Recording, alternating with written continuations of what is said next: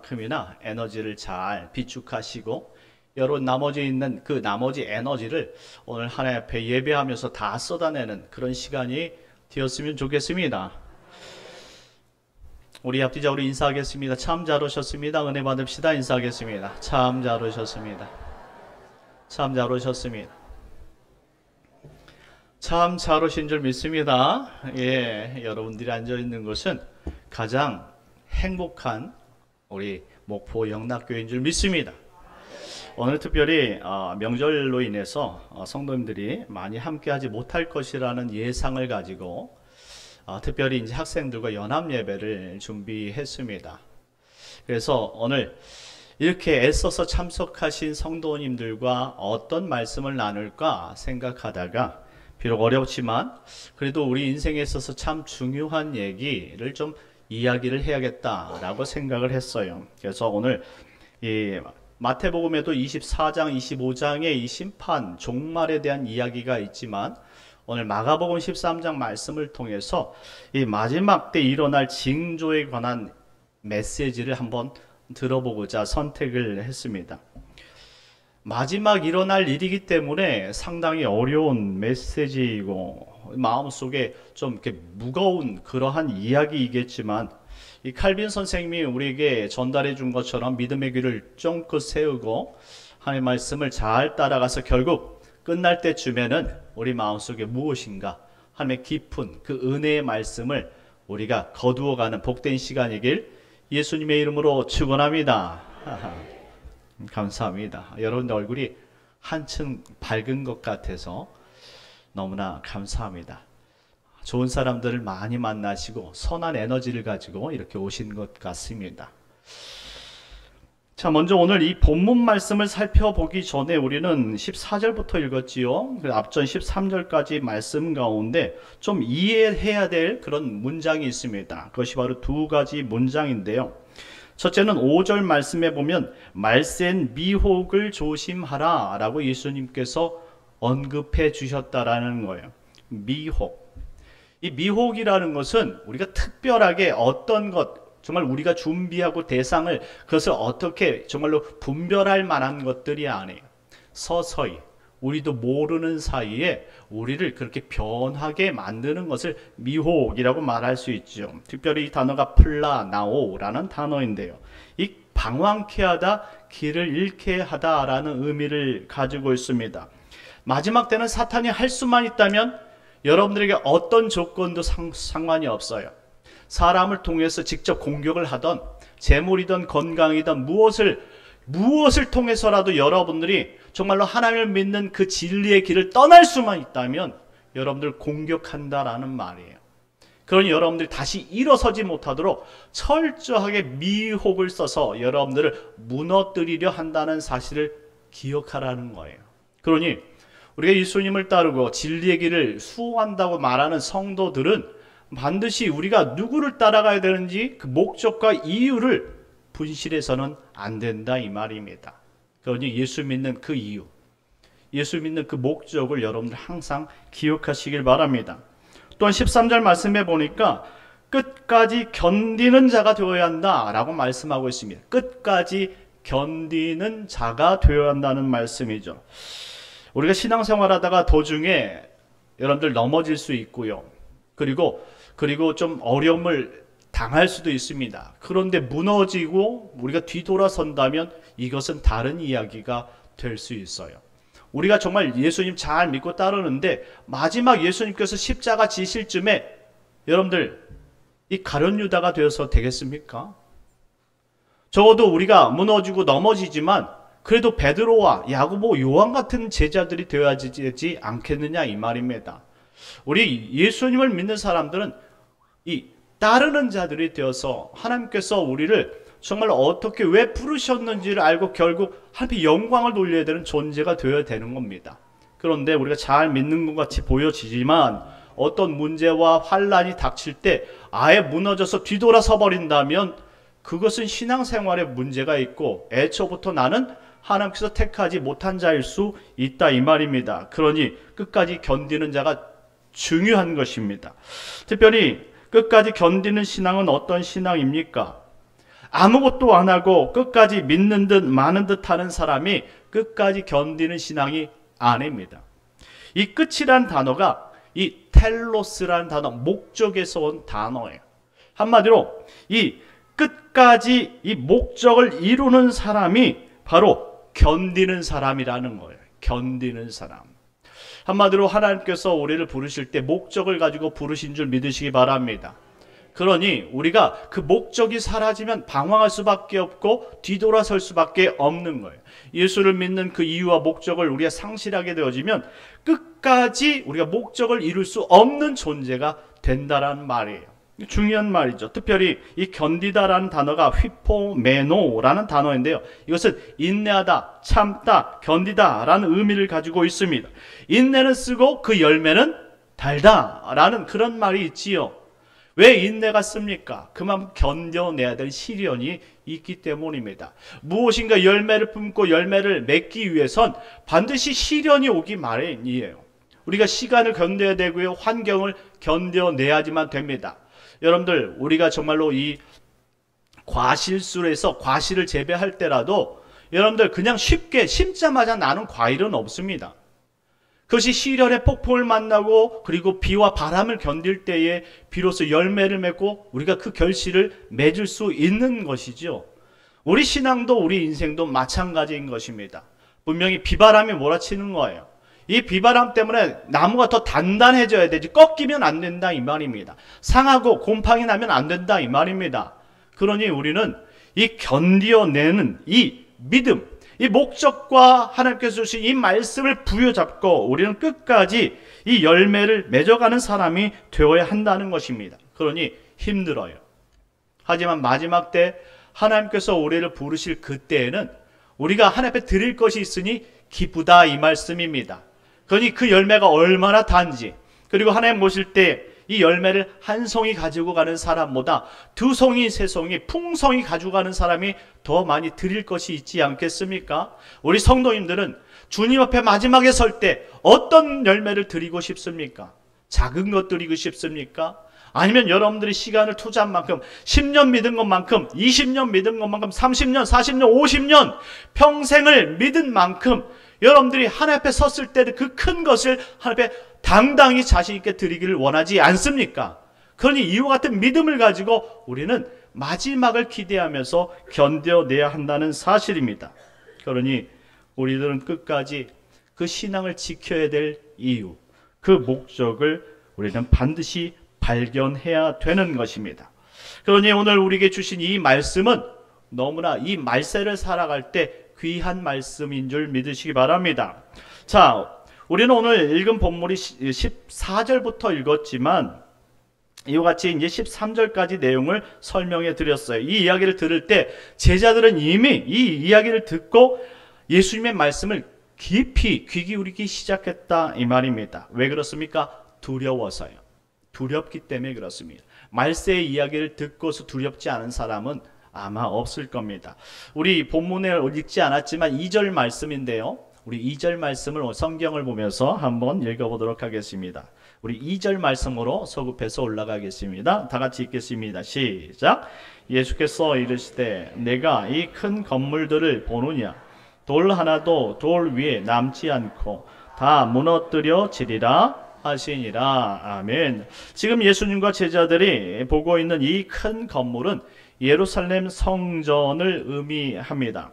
그런 하나님의 성전이 돌 하나도 돌 위에 남지 않고 다 무너진다 라고 예수님께서 말씀해 주셨습니다. 자, 이 말씀을 들은 제자들의 마음은 어떤 생각이 들까요? 두렵지 않겠습니까? 떨리지 않겠느냐 이 말입니다. 성전은 이스라엘 사람들의 상징이고 정체성이에요. 성전을 떠나서 여태까지 살아본 적이 없어요. 애굽에서 모세를 통해서 이스라엘 백성들이 출애굽했을 때에 항상 장막이란 성전을 중심으로 그들은 살았던 것을 기억하죠. 성전은 그들의 민족 정체성을 나타내고 신앙을 의미하는 거예요. 그러니 성전을 여태까지 떨어져서 생활해 본 적이 없는 그들 가운데 이 성전이 무너진다고 말하니 그것을 듣기 좋아하는 사람이 어디 있겠느냐 말입니다. 여러분들, 곧 있으면 우리 목포 용납교회가 무너질 거야 이렇게 얘기한다면 여러분들 기분 좋을 사람이 있겠느냐 이 말입니다. 무너지지 않도록 여러분들 교회에 와서 여러분들 밤낮으로 기도하고 어떤 사람이 찾아와서 해코지를 하는 사람이 없는가? 여러분들 눈을 뜨고 밤낮으로 우리가 방법태세를 지켜내지 않겠습니까? 이처럼 이스라엘 사람들도 그와 같은 생각이 들었다 이 말입니다. 예수님께서 지금 하신 말씀을 도저히 이해할 수 없었던 거예요. 그런데 역사적으로 이 이야기를 따진다면 이미 성전은 2차례나 무너진 적이 있다라는 사실이죠. 처음은 솔로몬 성전이 바벨론에 의해서 무너졌습니다. 그리고 둘째 스룹바벨 성전이 이 로마 폼페이우스로 무너져 버리고 말았어요. 지금 예수님 당시 이 세 번째 성전이 BC 20년경에 이 헤롯 대왕을 통해서 다시 재건축되고 있었던 상황이라는 거예요. 자, 2번이나 역사 속에서 무너진 역사가 있어요. 그리고 세 번째, 지금 예수님이 AD 33년 마지막 십자가를 지기 전에 이 말씀을 하셨으니까 적어도 50년 이상을 지금 이 만들어 가고 있는 이 이스라엘 성전이 얼마나 정성스럽게 만들어 이 아름다운 성전이 무너진다고 말하니 얼마나 두렵겠느냐 이 말입니다. 또 무너져? 또 무너진다는 말이야? 이것은 이 이스라엘의 정체성을 가지고 있는 모든 성도들이라면 너무나 두려운 일이라는 사실이죠. 그런데 성전이 무너질 때 그냥 무너졌던 것은 아니라는 것이죠. 반드시 이스라엘 타락 이후에 무너진 역사를 가지고 있습니다. 그러니 이스라엘이 타락하면 성전은 항상 무너져 내렸다는 사실을 하나님께서 역사 속에서 가르쳐주고 있었다라는 거예요. 그리고 이 예수님 이후에 말세에 마지막 성전이 이 세 번째 헤롯 대왕 성전이 지어지고 있는데 이것도 무너지고 있다고 무너질 수 있다고 말씀을 하니 얼마나 우리가 경계태세를 가져야 되겠느냐라는 것입니다.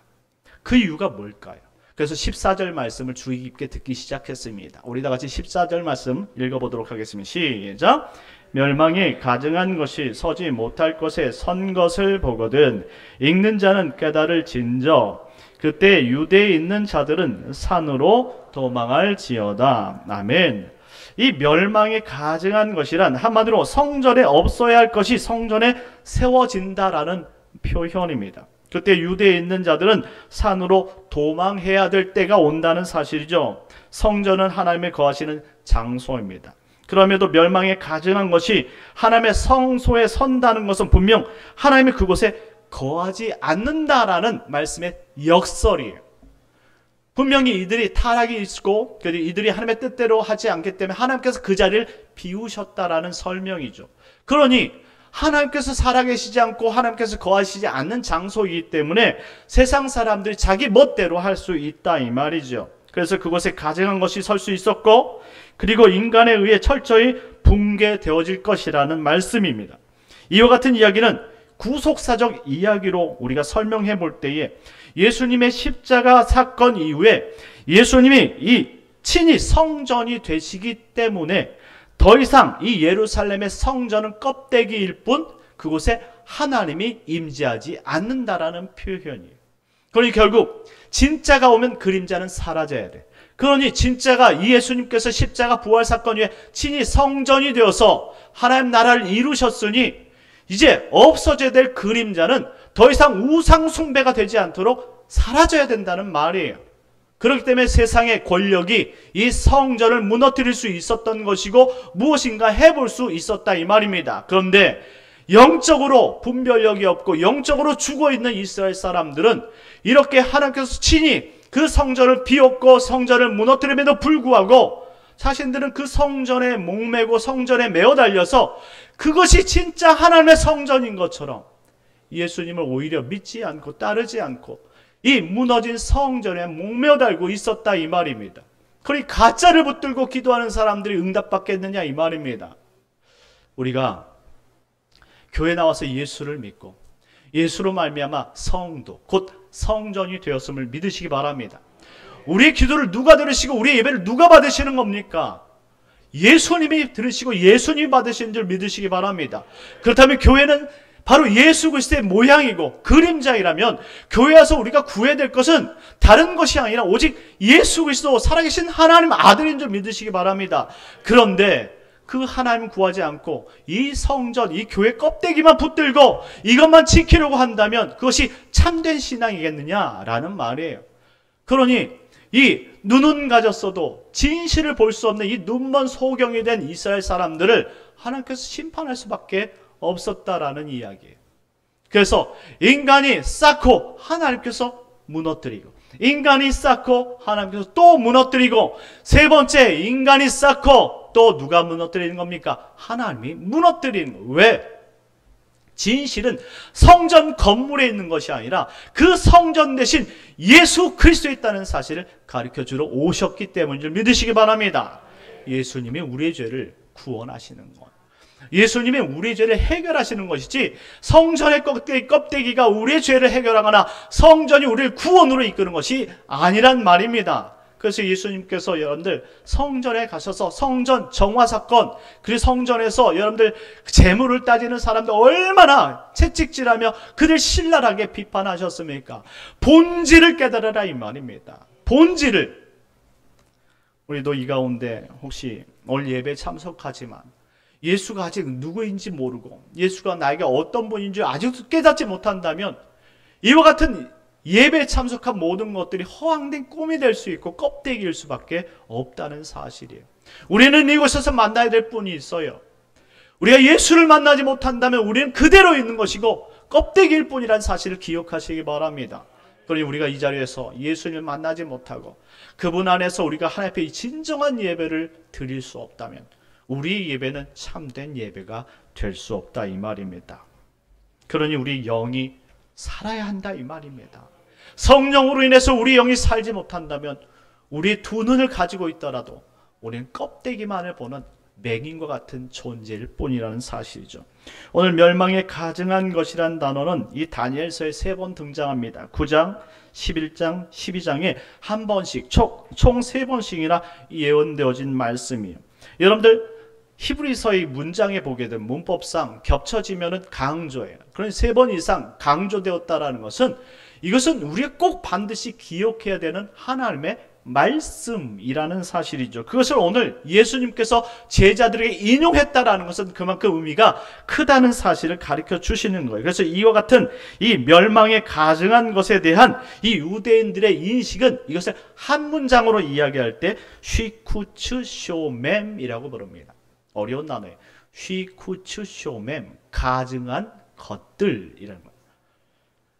가증한 것들, 쉬쿠츠쇼mem. 이 쉬쿠츠쇼mem으로 인해서 이스라엘 사람들은 이 뼈저린 역사의 아픔을 기억하고 있었던 거예요. 과거 로마 통치 이전에 헬라 제국이 다스린 적이 있었지요. 알렉산더 대왕이 죽고 나서 4분할 통치를 했어요. 이 4분할 통치를 하고 나서 지금의 이스라엘 지역을 누가 맡았느냐? 바로 셀레우코스 왕조가 역사적으로 그 지역을 맡았어요. 그때 BC 168년경에 이 셀레우코스 왕조의 이 안티오쿠스 4세가 예루살렘을 쳐들어왔는데 그 성전에 이 모든 기물을 파괴하면서 어떤 것을 세웠느냐? 하나님 성수 앞에 바로 그들이 섬기고 있는 이 제우스 신상을 세웠던 거예요. 이스라엘 사람들이 극대노하기 시작했죠. 분노했어요. 참을 수 없습니다. 그들이 신성시하고 있는 그 성전 중앙에 제우스 신상을 세운다는 자체가 말이 될 수 없고 용납할 수 없습니다. 그럼에도 그들이 힘이 없기 때문에 눈 뜨고 지켜보아야만 되는 상황이었어요. 더 심했던 것은 그 성소 앞 제단에, 번제단 앞에 하나님께서 드리지 말라고 했던 이 돼지 피를 쏟아 부었던 거예요. 그러니 막 그 사람들이 막 눈이 돌아가고 치를 떨면서 어떤 사람 절규하고 무너지고 기절하고 정말로 못 볼 거를 본 것처럼 그들이 절규한 상황이 일어나기 시작했던 것이죠. 철저하게 모독을 당했고 수치스러운 날이 되었던 이 날, 성전 수치의 날, 이것이 바로 쉬쿠츠쇼mem이라는 거예요. 이것들이 바로 그들이 기억하고 있었던 멸망에 가증한 것이 세워진 날이었다라는 것입니다. 그런데 그런 수치스러운 날이 또 온다고 하니까 긴장할 수밖에 없는 것이었던 것이죠. 한마디로 멸망하기 전 하나님의 심판전에 반드시 이와 같은 전조가 있다라는, 하나님이 그냥 하나님의 성전을 심판하는 것이 아니에요. 죄를 지었기 때문에 하나님께서 그 심판에 보응을 하신다 이 말입니다. 그래서 우리는 반드시 기억해야 될 것이 있습니다. 예수님은 말씀하십니다. 5절 말씀에 사람들의 미혹을 조심하라 라는 거예요. 우리 모두가 다 미혹되어져 버린다면 죄가 관영할 것이고 그 죄의 관영함으로 노아 때 심판을 주셨던 것처럼 우리는 심판받고 마는 것이죠. 6절 말씀에 적그리스도를 조심하라고 말씀합니다. 심판 전에 적그리스도가 등장해서 여기도 예수다 저기도 예수다 라고 말한다는 것입니다. 여러분들 신천지 교주의 이름이 이만일 뿐이지 다른 이름은 예수 그리스도예요. 말이나 됩니까? JMS 정명석이 여러분들 교주의 이름일 뿐이지 다른 이름은 예수 그리스도입니다. 모두가 다 예수라고 자처하는 거예요. 이때가 지금 말세 아닙니까?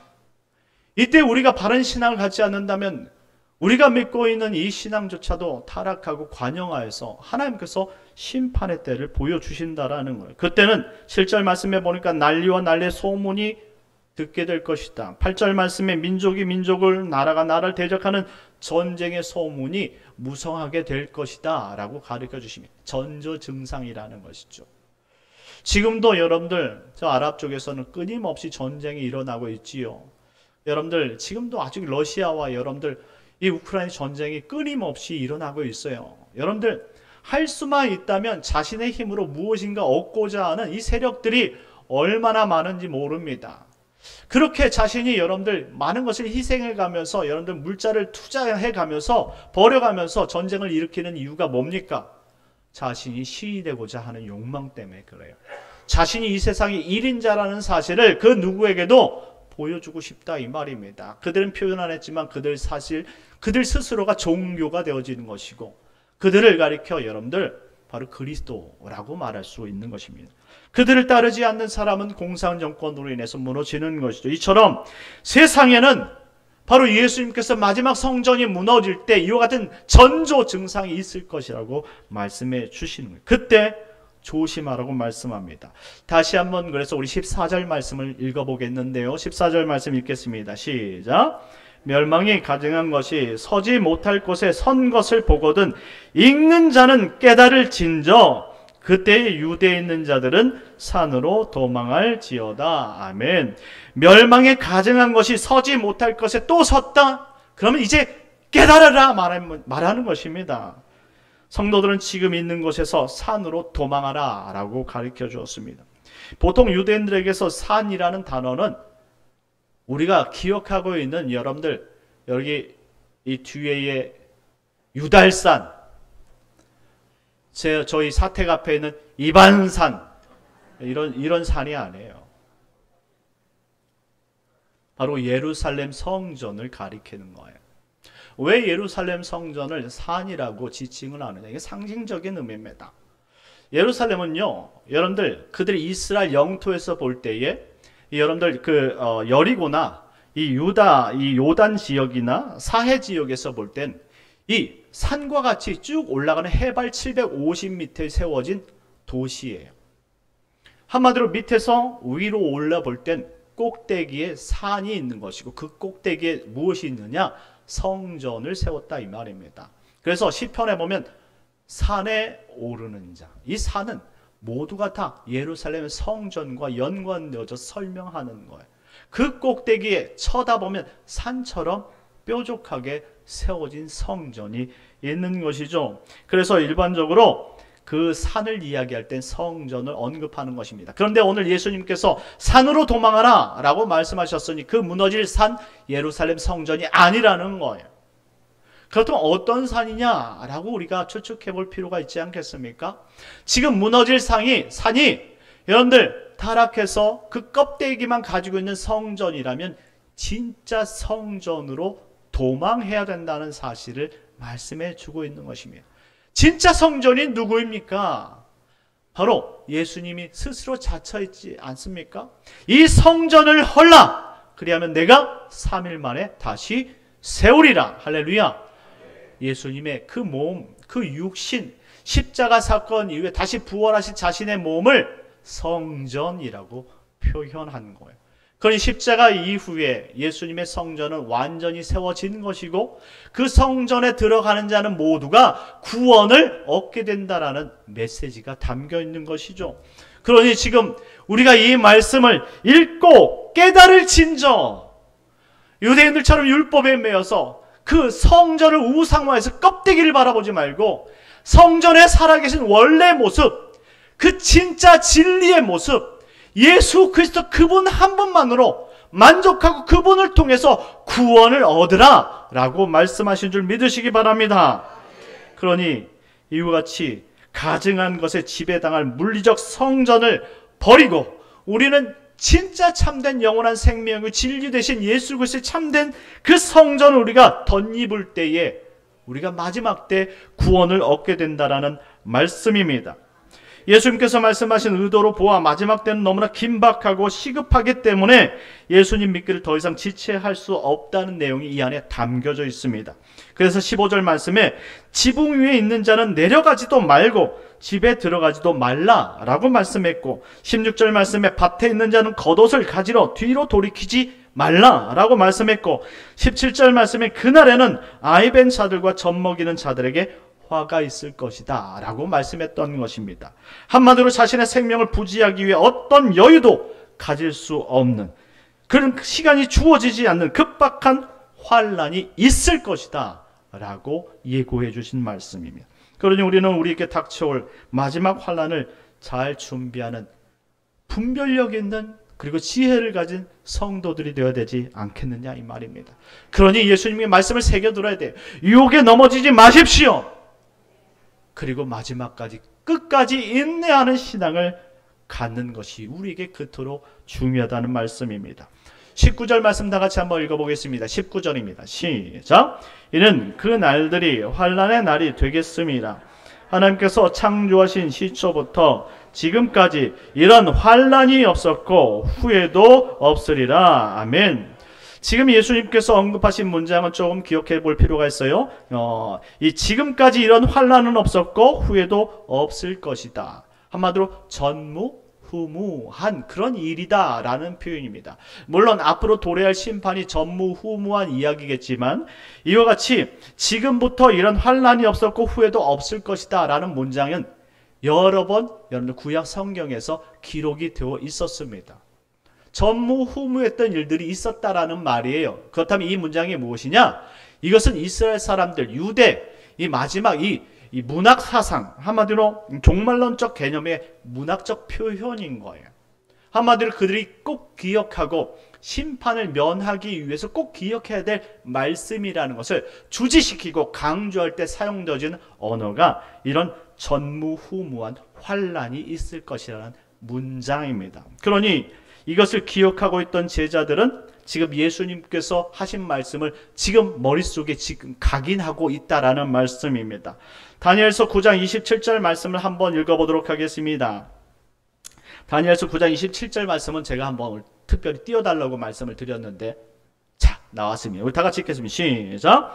그가 장차 많은 사람들과 더불어 한 이래 동안에 언약을 굳게 맺고 그가 일의 절반의 제사와 예물을 금지할 것이며 또 포악하여 가증한 것이 날개를 의지하여 설 것이며 또 이미 정한 종말까지 진노가 황폐하게 하는 자에게 쏟아지리라 하였느니라 하니라. 아멘. 자, 여기에 문장 가운데 중간에 기록된 그 가증한 것이 날개를 의지하여 설 것이며 이것이 예수님께서 이 구약 성경 다니엘서에서 인용하신 바로 쉬쿠츠쇼mem이라는 문장이에요. 그런데 여기 추가가 되어진 것이 예수님께서 말씀하시지 않은 것이 무엇이냐면 바로 날개를 의지하여 설 것이다 라는 표현이에요.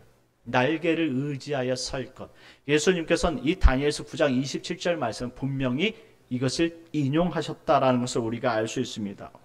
왜냐하면 사람들은 지금 이 역사 속에서 이미 이 이스라엘 성전은 충분히 2번씩이나 무너졌고 그리고 헬라 제국을 통해 가지고 분명히 멸시 조롱까지 당했던 상황이에요.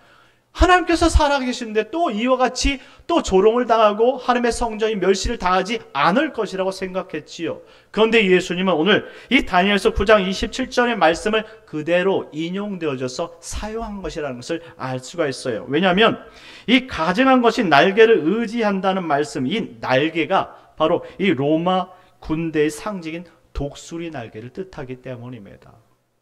예수님께서 이 땅에 예수님께서 이 땅에 성육신 하시고 그리고 공생의 활동을 하던 그때 마지막 심판이 있을 것이라는 예고를 이와 같은 다니엘서를 통해서 보여주시는 거예요. 여러분들 로마군의 그 영화를 보시게 되어지면 이 로마 군인들의 군장기를 들고 다니는 모습을 볼 수 있는데 거기에는 독수리 날개가 그려져 있어요. 당시 이 독수리는 힘의 상징이에요. 그렇기 때문에 독수리를 항상 이 권세가들은 독수리 날개를 상징적으로 새겨놓고 그렇게 다녔던 것을 알 수가 있습니다. 그래서 14절 문장 가운데 읽는 자들은 깨달았으면 좋겠다라고 말씀해 준 거예요. 왜냐하면 그 당시 로마 군인들의 깃발이 독수리였기 때문에 그렇습니다. 그러면 이 정도로 지금 예수님 당시에도 여러분들 안티오크 그 요새, 예루살렘 성전 안에 안티오크 요새에 여러분 빌라도가 있었고, 그리고 빌라도를 통해서 거기 로마 군인들이 총독부가 있었다면 거기 로마 군장기 독수리가 새겼던 그것을 뭘 봤겠습니까? 날마다 성전에 들어가면서 그 날개, 그 인장들을 다 보고 있었어요. 그런데 그들을 무너뜨릴 것이라고는 상상도 못했다라는 것이죠. 근데 예수님께서 너희가 이처럼 비집고 들어온 이 세상의 권세 때문에 반드시 무너짐을 당할 것이다 라고 예고로 말씀해 주셨다라는 것입니다. 결국 예수님의 말씀을 더디 믿던 이스라엘은 어떻게 됐습니까? AD 70년 9월 8일경, 이것은 여러분들 그 요세푸스의 유대 전쟁사의 기록에 담겨져 있는 내용이에요. 이 티투스 장군이죠. 유명합니다. 티투스 장군, 이것을 디도 장군이라고 표현하는데요. 이 디도 장군을 통해서 예루살렘 성전이 완전히 붕괴됩니다.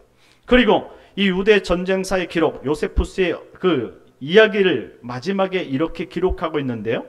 돌 하나도 돌 위에 남지 않고 다 무너졌다.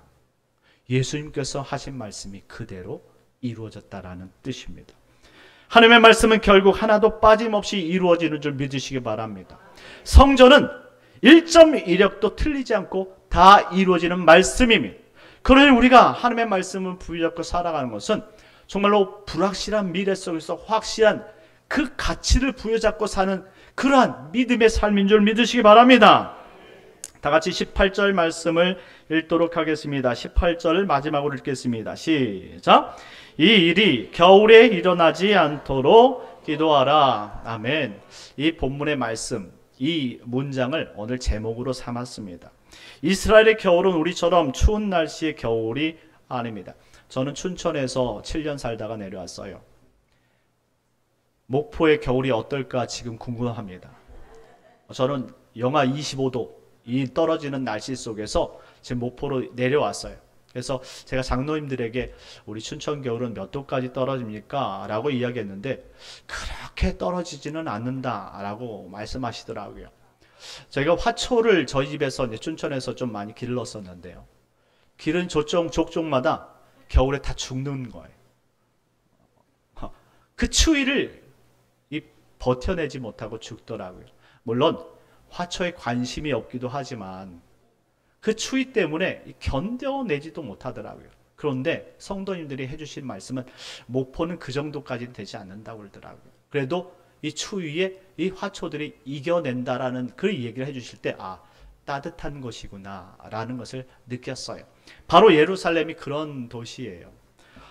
최저 영상 6도 그리고 최고 12도에 이르는 쌀쌀한 날씨가 이스라엘의 겨울입니다. 자, 그렇다면 이 일이 겨울에 일어나지 않도록 기도하라 라는 말씀은 이렇게 그냥 외투 하나 걸치면 견뎌낼 수 있는 이 겨울을 말하고 있느냐라는 것이죠. 그런 말씀이 아니라는 것이죠. 그렇다면 지금 말씀하고 있는 이 겨울은 어떤 겨울이겠느냐라는 사실입니다. 한마디로 계절의 의미보다는 단어 속에 감춘 종말론적인 상징을 담고 있다는 이야기인 것을 알 수가 있습니다. 이것을 바로 신앙의 혹한기라고 말씀드리고 싶어요. 혹한기. 신앙의 환난기. 우리의 믿음이 흔들릴 때, 누군가로 인해 교회를 떠나고 싶거나 더 이상 신앙생활의 의미를 찾지 못하고 염증을 느낄 때가 바로 신앙의 혹한기, 겨울이라는 말씀입니다.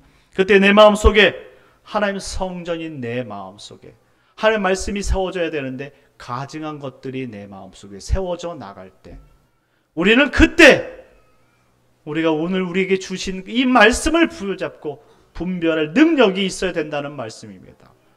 내 하나님의 성전된 이 육신, 이 영혼 가운데 세워야 되지 못할 것들을, 가증한 것들을 내 영혼 속에 세워간다면 하나님께서 우리 성전을 분명히 파괴하실 것이라는 약속이 담겨져 있다는 메시지입니다. 사랑하는 우리 성도님들의 신앙은 지금 어떻습니까? 과연 여러분들은 하나님이 기뻐 받으실 만한 신앙으로 지금 살아가고 있느냐 말씀입니다.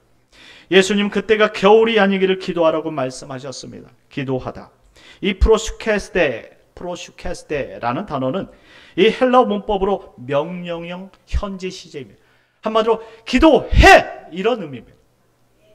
기도하지 않으면 겨울 혹한기를 이겨낼 수 없어. 이런 의미예요. 그런데 이 명령형 현재 시제는 계속적 용법으로 사용되어진다는 거예요. 한 번 기도하고 마는 것이 아닙니다. 시험이 왔을 때 그 기도를 이기고 나서 이제 끝났다 생각하는 것이 아닙니다. 오늘 제자들이 놀라고 정말 가슴 답답해하고 예수님의 말씀을 통해서 계속 기도해야 된다는 사실을 들었던 것처럼 끝까지 기도하는 자가 견딘다라는 말씀을 해주고 있는 것입니다. 신앙은 견뎌내는 거예요. 우리가 이 땅에 살아가는 것은 광야 같은 곳입니다. 결국 우리가 머물 곳이 아니란 말씀이에요. 우리가 거할 것은 하나님께서 우리에게 예비하신 저 천국인 줄 믿으시기 바랍니다. 그러니 우리 천국에 들어갈 때까지 멈출 수 없어요. 쉴 수 없습니다. 주저앉을 수 없어요. 그러니 우리는 이 환난기를 이길 수 있도록 기도라는 무기를 가지고 우리를 따뜻하게 만들어야 된다는 말씀입니다. 환난기를 어떻게든 우리가 이겨내갈 수 있도록 끝까지 포기하지 않고 기도하는 성도가 되어야 된다는 말씀입니다. 기도는 환난을 이기는 힘이 되는 줄 믿으시기 바랍니다. 예수님은 겟세마네 동산에서 자고 있던 제자들을 깨우시며 시험이 들지 않도록 깨어 기도하라고 말씀하셨습니다. 사도 바울 역시 데살로니가 교인들에게 성령 충만을 위해 쉬지 말고 기도하라 라고 말씀해 주셨습니다. 기도하지 않으면 환난을 이길 수 없고 우리는 점점 나약해지고 우리의 성전은 가증한 것들로 채워질 수 있다는 사실입니다. 이제 명절도 끝자락이 되었습니다. 흐트러진 마음을 다시 가다듬고 기도의 자리를 지켜야 될 때가 되었다라는 말씀입니다. 하나님께서 주신 이 신앙의 목적을 이루어가는 귀한 성도들이 되었으면 좋겠습니다. 그럴 때 하나님께 칭찬을 받을 것이고 먼 미래에 하나님께서 나팔 불고 천사장과 함께 이 땅에 재림하실 때 우리가 반갑게 하나님을 맞이할 것이고 하나님으로부터 잘했다 충성된 종아 네가 적은 일에 충성했으니 내가 큰 하나님의 응답으로 너에게 보상하리라 이와 같은 응답을 받게 될 줄 믿습니다. 끝까지 기도하여 우리에게 주신 귀한 하나님의 열매 그리고 하나님께서 주신 그 응답을 받는 귀한 성도님들 되시길 예수님의 이름으로 축원합니다. 우리 다 같이 이 시간에 우리 다 같이